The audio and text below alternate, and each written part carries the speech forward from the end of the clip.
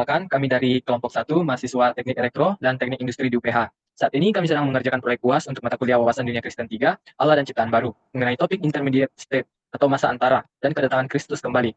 Wawancara ini kurang lebih akan berlangsung maksimal 10 menit dan jawaban yang akan diberikan akan digunakan semata-mata untuk keperluan akademik. Sebelum mulai, apakah Ibu berkenan jika percakapan ini direkam dan membantu proses dokumentasi kami? Ya, boleh. Silakan direkam boleh, dokumentasi boleh. Oke, baik. Jika sudah siap, kita bisa langsung memulai untuk pertanyaan yang pertama. Ya, Oke, selamat sore Kak. Saya izin, perkenalkan sebelumnya saya Kristi. Saya izin untuk bertanya untuk pertanyaan pertama. Menurut Ibu, bagaimana keadaan manusia ketika berada di intermediate state atau masa antara sebelum kedatangan Kristus yang kedua kali? iya. Jadi intermediate state itu kan masa antara, jadi masa tunggu ya, istilahnya begitu, masa tunggu antara Yesus naik ke surga dan kedatangannya kedua kali. Nah, di antara masa ini, itu keadaan manusia itu super-super ada degradasi, ada eskalasi. Degradasi dalam arti moral, pasti akan sangat degradasi. Eskalasi dalam arti kejahatan makin meningkat. Gitu. Nah, ada apa namanya dasar ayatnya ya. Dasar ayatnya itu di 2 Timotius pasal yang ketiga ayat 1 sampai ayat yang ke-9. Saya baca ya, atau mau baca sendiri aja? Boleh dibacakan, Bu? Dibaca aja ya. Baik. Ya. 2 Timotius 3 ayat 1 sampai ayatnya yang ke-9. Ketahuilah bahwa pada hari-hari terakhir akan datang masa yang sukar. Nah, kita ini sedang ada di masa yang terakhir, di hari-hari yang terakhir. Kalau kita lihat Matius pasal 24 itu, semua kan Yesus memberitahukan tentang tanda-tanda kedatangannya. Nah, kita ada di masa di mana tanda-tanda itu sedang digenapi. Ya, jadi kita bisa berkata, kalau saya pribadi berani berkata bahwa ini hari-hari yang terakhir. Ya, nah Timotius di surat Timotius yang kedua pasal yang ketiga ini dikatakan bahwa pada hari-hari terakhir akan datang masa yang sukar. Nah, masa yang sukar ini Alkitab kita Perjanjian Baru itu kan bahasa aslinya, ya diterjemahkan dari bahasa asli Yunani. Nah, untuk dapat pengertian yang lebih jelas, itu paling enak, paling bagus, paling lengkap lah ya, sempurna ketika kita belajar atau kita membuat mencari referensi dari bahasa asli. Nah, seperti apa masa sukar yang dimaksudkan di ayat yang pertama ini? Nah, kata sukar di sini di ayat pertama dari 2 Timotius 3 itu kalepos, bahasa Yunaninya. Kata sukar kalepos. Nah, kalepos itu bukan hanya bicara tentang sukar, tapi kalepos ini bahasa diterjemahkan ke bahasa Indonesia yang lebih jelas, lebih dalam, lebih kuat. Itu artinya biadab. Jadi di hari-hari yang terakhir itu akhlak manusia, moral manusia seperti ini, kayak gitu. Jadi ayat 2 dijelasin seperti apa sih masa di intermediate state ini, yaitu kebiadaban manusia tuh begini, manusia semakin mencintai dirinya sendiri ayat 2, menjadi hamba uang. Mereka akan membual dan menyombongkan diri. Mereka akan menjadi pemfitnah, mereka akan berontak terhadap orang tua dan tidak tahu berterima kasih, tidak peduli dengan agama, tidak tahu mengasihi, tidak mau berdamai ayat 3. Suka menjelekan orang, tidak dapat mengekang diri, garang, tidak suka yang baik, suka mengkhianat, tidak berpikir panjang, berlagak tahu, lebih menuruti hawa nafsu daripada menuruti Allah. Ayat yang kelima, secara lahiriah mereka menjalankan ibadah mereka, tapi pada hakikatnya mereka memungkiri kekuatannya itu. Nah, nasihat Alkitab berkata, jauhilah mereka itu. Nah, jadi di masa intermediate seperti ini, akan datang masa-masa di mana kita agak, ih ini orang kok kayak begini ya, nah, kayak gitu. Cirinya tandanya sudah tadi yang ayat 1 sampai dengan ayatnya yang keempat tadi ya. Nah, Alkitab berkata, jangan bersahabat dengan orang yang seperti ini. Nah, kenapa? Karena di bagian lain Alkitab berkata, pergaulan yang buruk itu akan merusak kebiasaan yang baik. Kalau kita berkawan dengan orang-orang yang kelakuannya seperti ini, degradasi moral, jadi makin hari makin rusak, akhlaknya, moralnya makin rusak. Kalau kita bersahabat dengan mereka, kebiasaan baik kita akan jadi terpengaruh. Biasanya rajin berdoa, rajin baca Alkitab, nah kebiasaan itu akan hilang dengan sendirinya. Lama-lama kita akan keseret kepada perilaku mereka yang buruk. Nah, karena itu memang harus hati-hati dengan circle kita. Ya, begitu teman-teman. Terus ayat yang ke-6 dikatakan sebab di antara mereka terdapat orang-orang yang menyelundup ke rumah orang lain dan menjerat perempuan-perempuan lemah yang syarat dengan dosa dan dikuasai oleh berbagai-bagai nafsu yang walaupun ingin diajar namun tidak pernah dapat mengenal kebenaran. Jadi ada orang yang kayak begini, pengen ia belajar yuk, ada Bible study, ada ibadah youth, atau ada seminar, ada apa, pengen datang, pengen hadir, pengen belajar. Tapi mereka tidak pernah dapat mengenal kebenaran. Jadi hatinya tuh udah terlalu keras, sudah tidak mau lagi percaya. Tidak mau lagi terbuka hatinya untuk menerima kebenaran dari firman Tuhan. Mereka lebih suka dengan mengikuti hawa nafsunya sendiri, lebih dikuasai. Suka ke gereja, ya, jangan datang ke gereja, ikut komunitas apa saja, tapi hidupnya sudah tidak bisa berubah. Mulutnya suka gosip dan sebagainya. Itu kehidupan, apa namanya, ciri khas manusia di akhir hari-hari yang terakhir menjelang Yesus datang kembali. Ayat 5 yang tadi saya bacakan, secara lahiriah mereka beribadah, suka beribadah. Tapi mereka memungkiri kekuatan power dari ibadah itu sendiri. Jadi merasa, ya hadirlah, ikut-ikutan supaya bisa dibilang ini orang Kristen harus ibadah. Datang. Tapi mereka tidak menghidupi kebenaran yang diberikan. Mulutnya tetap berdosa, perilakunya tetap seperti itu.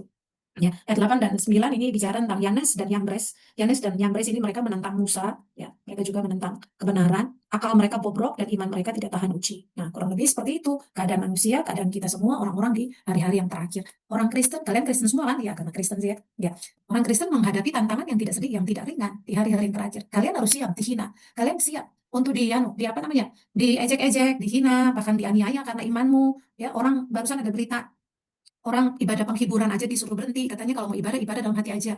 Itu kamus dari mana ibadah kau dalam hati? Nah, itu kita akan menghadapi yang seperti itu di hari-hari yang terakhir menjelang Yesus datang kedua kali. Nah, di Mazmur 24 lebih jelas lagi, Yesus berkata, kamu akan dianiaya oleh karena namaku. Mereka sudah tidak peduli, makanya di ayat 1, ayat 2 tadi dikatakan bahwa mereka akan memfitnah, mereka akan tidak tahu berterima kasih, mereka sudah nggak peduli dengan agama. Agama ajar begini, ajar begitu, mereka udah nggak peduli sudah. Yang mereka tahu adalah bagaimana saya berkuasa. Nah, itu keadaan manusia di intermediate state. Gitu deh.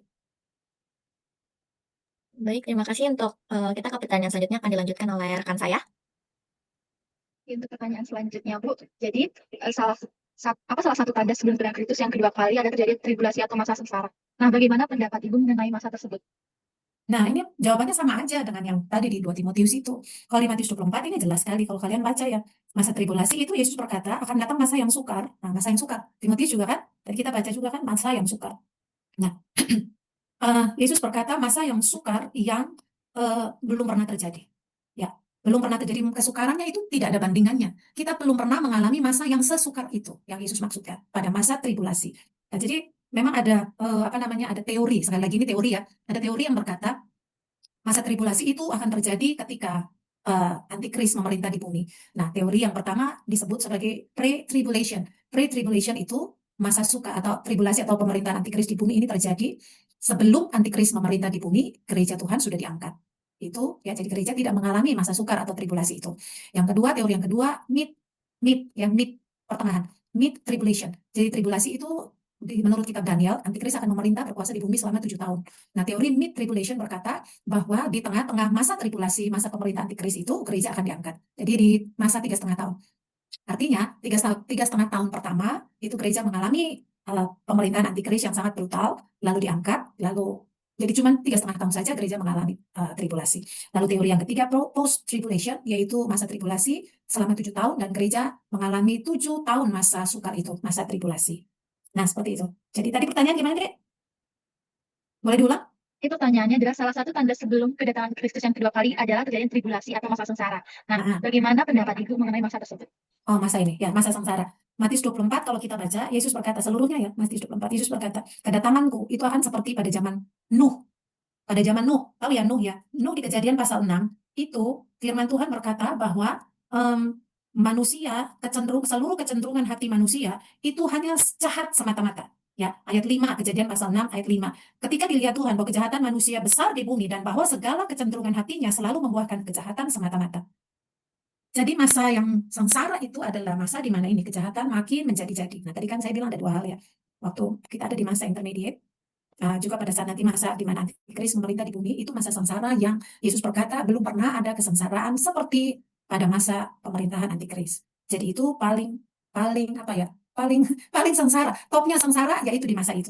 Nah, Yesus berkata waktu dia akan datang kembali, kejadiannya persis seperti di zaman Nuh. Di zaman Nuh itu kejahatannya memuncak sampai akhirnya saking jahatnya manusia, saking dosa itu eksalasinya sangat tinggi sampai akhirnya Tuhan pengen hapus semuanya. Manusia dihapus saja sudah, supaya dosanya itu sudah tidak ada lagi.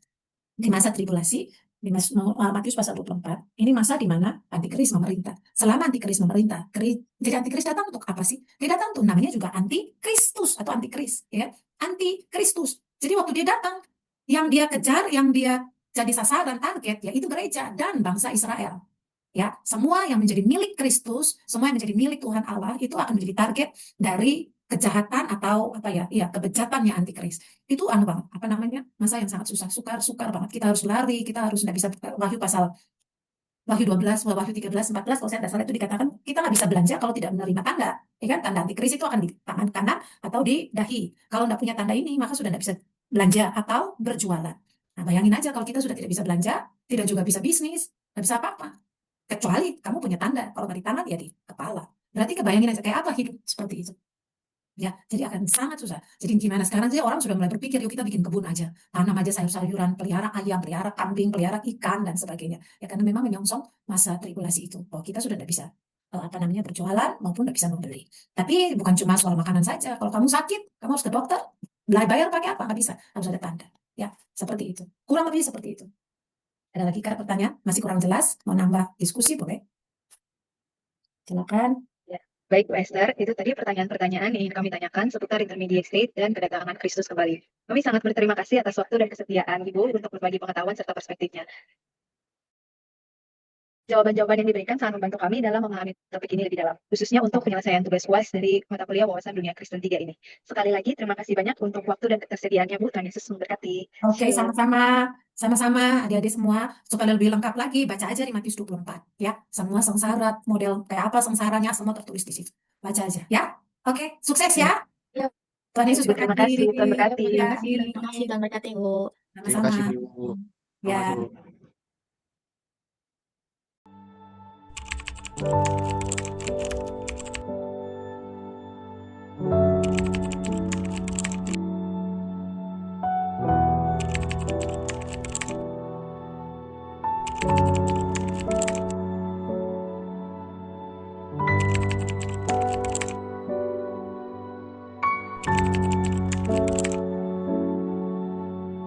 Thank you.